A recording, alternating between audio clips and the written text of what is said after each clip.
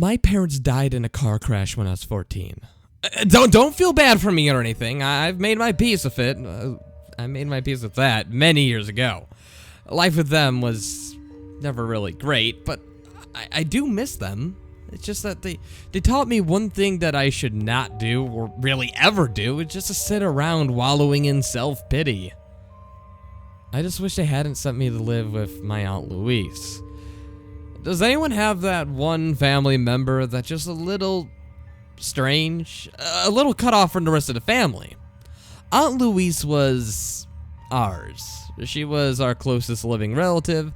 Dad's family lived on the other side of the continent. Mom's parents were both dead, and she was the only child. And Aunt Louise, her mother's sister, actually, so my great aunt lived an hour from where we did.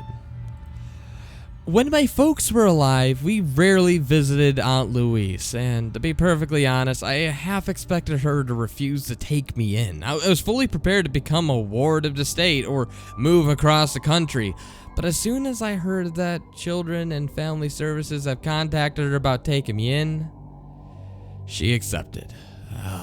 I'm not sure how willingly or graciously, because I wasn't privy on the phone conversation she agreed to take me in on. But I was surprised, though, at how nice she was to me for the first 3 days that I was there. I wanted to make something clear. While Aunt Louise was cranky, old, eccentric, uncouth, and several other less than flattering adjectives, she wasn't a complete bitch. She just had a rather abrupt and even abrasive way of speaking, but she wasn't cruel. I had never taken the time to really get to know her during my initial 14 years, but I could tell that she kept mostly to herself and didn't particularly like people. So naturally, I assumed that she was reclusive and a curmudgeonly old bitch, as they all say in the magical land. Really, what surprised me the most was that when I first moved in, it was how normal everything seemed.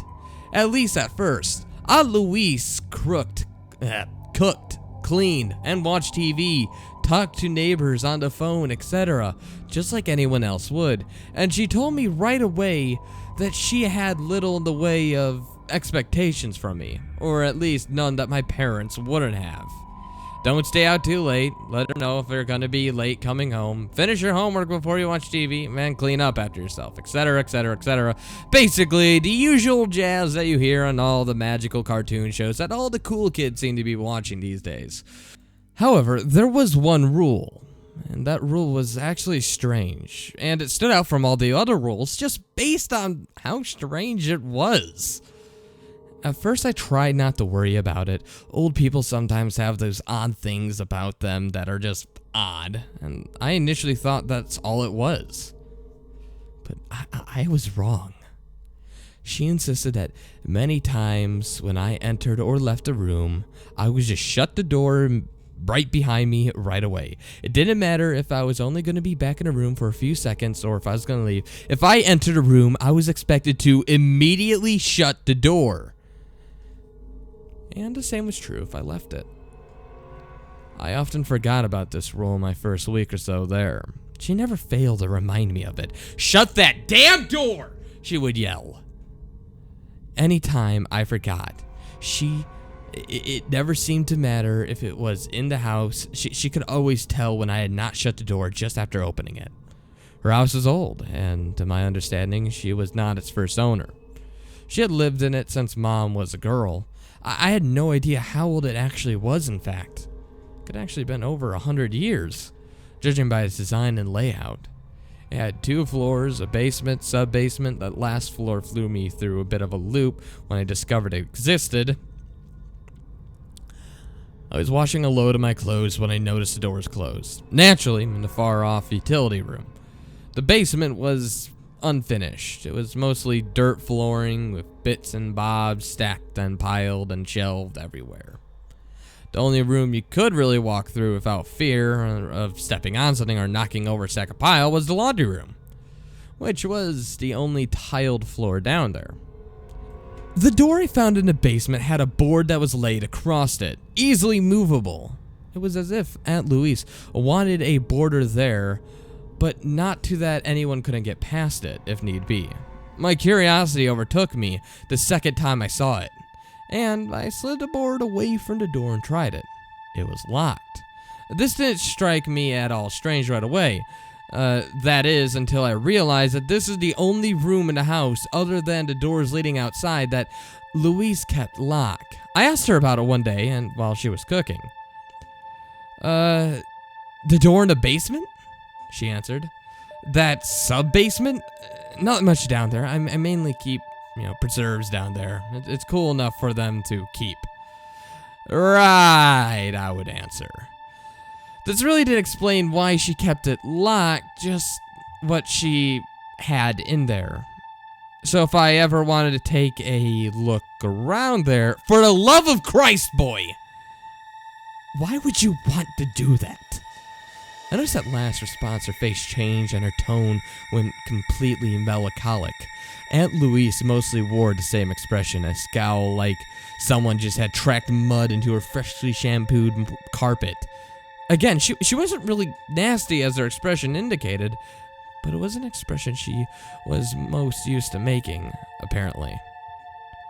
But when she responded to my desire to see what was behind the door, her eyebrows raised, her mouth quivered just for a second before answering. It was so slight, others might have not even have noticed it, but by the time I knew enough about Aunt Louise to see that, to basically understand what that is, it would equate to a scream of horror. I knew I had to see what was behind that door at that moment. I've always been the curious type, you see. I've never been able to stay away from something that aroused my curiosity, even if my good sense got the better of me. I wanted nothing more than to see what was in that sub-basement. I needed it to know, but how was I to get around that lock? That was going to be an issue. Aunt Louise kept all of her keys on a single ring. There weren't many of them, but I figured if I could get that door to the sub-basement, and if I was going to get that key from anywhere, it was going to be there. I just had to find a way to take it from her. This turned out to be not so simple. For one thing, it's not possible to get around the house without being heard. I couldn't sneak from my bedroom to hers in order to sneak the keys without opening and closing all the doors between us. Mine, the door far apart from the hallways, and hers. And believe me, if I could simply leave all the doors open, she somehow knew, and I actually had this paranoia that she would figure it out, even in the dead of sleep. I once had to go to the bathroom in the night, and I actually forgot to close the hallway door. I didn't really understand, but somehow she knew. Somehow she actually knew that I forgot to close the hallway door. I had just made it to the bathroom when I heard her yell, even while asleep. "Shut that damn door!" she would call out. I would hurry back and turn and went to go close the hallway door, forgetting to close the bathroom door. And then I heard it again, "Shut the damn door!" For that matter, Aunt Louise's room had a squeaky door, one that also had a catch to it. So when she opened it, it sounded like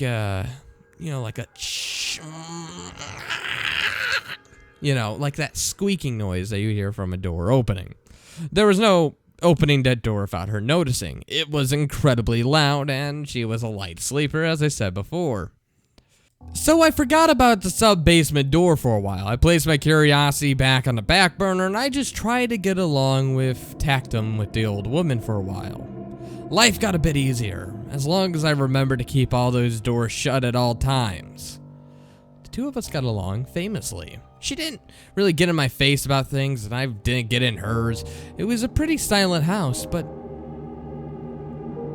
one that I got used to living in.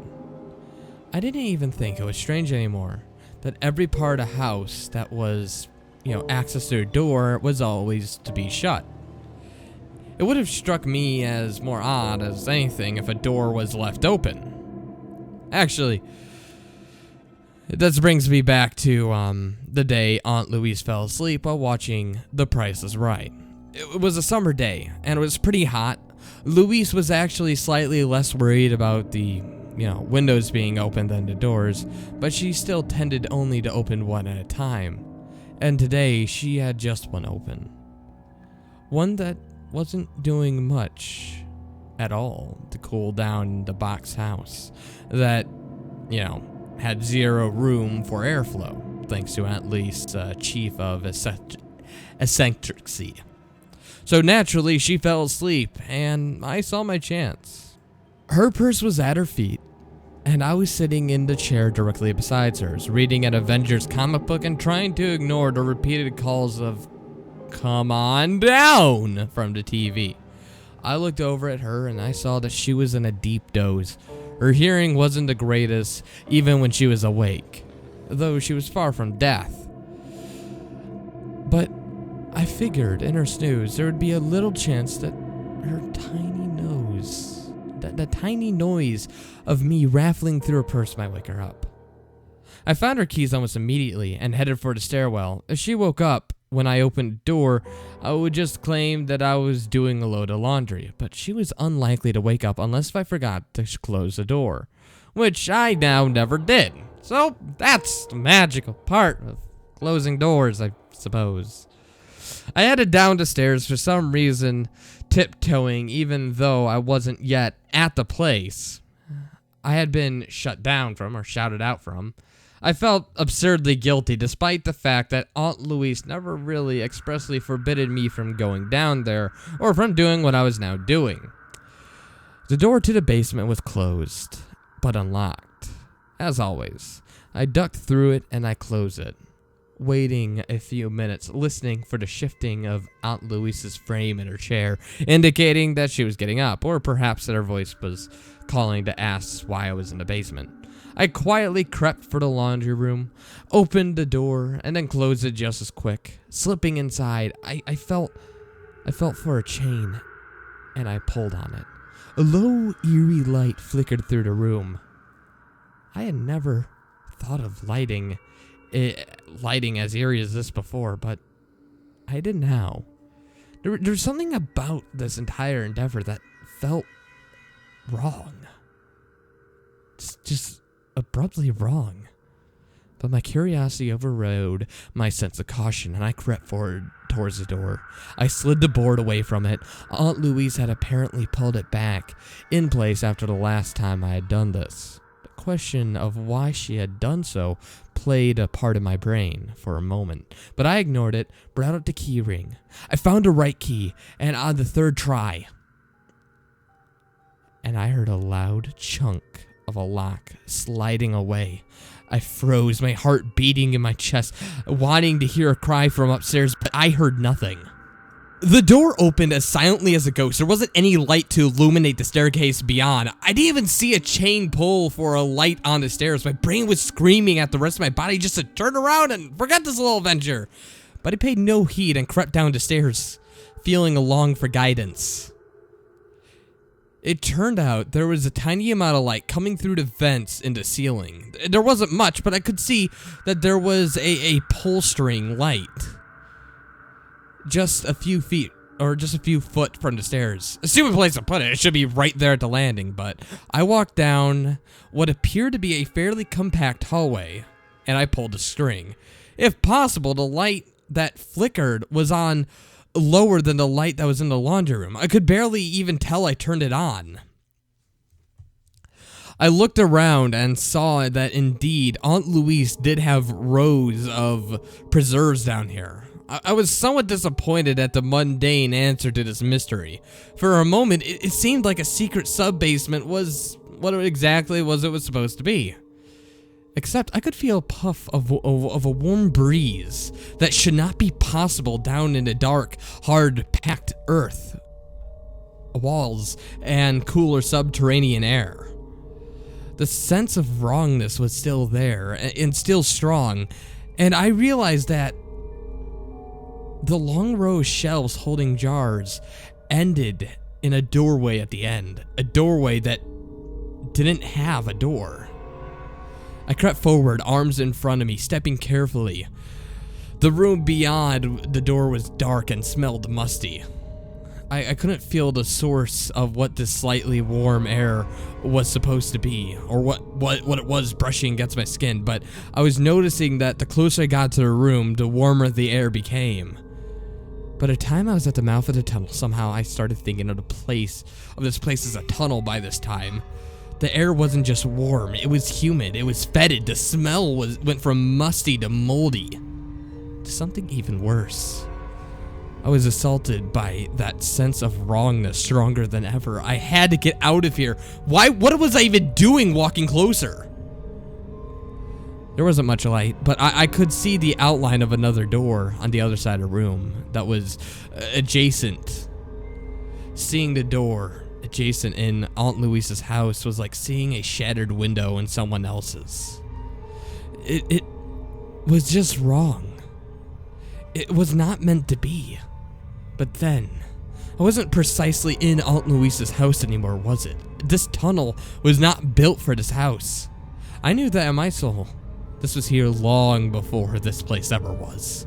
This place was only attached to Aunt Louise's house by short-sighted builders, unaware by what they had unearthed. What they should have just left buried. It took me a moment to realize that the room beyond, the very room that I was about to step into, was moving. The light was too dim to really see what was happening, but there was motion behind it. Unceasing, slow, and lazy in motion. All along the walls, the floor, I could hear a slight squelching noise from its every corner. Things were crawling, expanding their pulpous flesh. And it looked at me, daring me to cross that floor and shut that door on the far side, forever closing out what might be coming through it. I heard sucking sounds. Some formless, some gelatinous in presence, stretched and flexed in the darkness. In that moment, a sense of understanding came to me. I was not the first person to stand at this door. This door could not be closed. Not the first person to see the other door. The one that was not meant to be, standing open on the other side, and knowing that it always would, until someone worked up the courage to cross the threshold that closed it. Aunt Louise had not had the courage, so she fled and kept every door in her house closed at all times, hoping against hope that keeping the doors closed at all times would alert her to whatever was beyond that damn door. I didn't have the courage either. I turned and I fled and I never looked back. When I was 16, I moved out of Aunt Louise's house and into a halfway house. Once I was 18, I got a job upstate and moved there. I never went back to Aunt Louise's house and I never called her. Tried hard not even to think about her. But I haven't been successful. I still think back to the day when I stood in the doorway. About the squelching, the wiggling and wriggling, the things that waited in the dark. I wonder if Aunt Louise ever found the strength to cross that room and shut that damn door.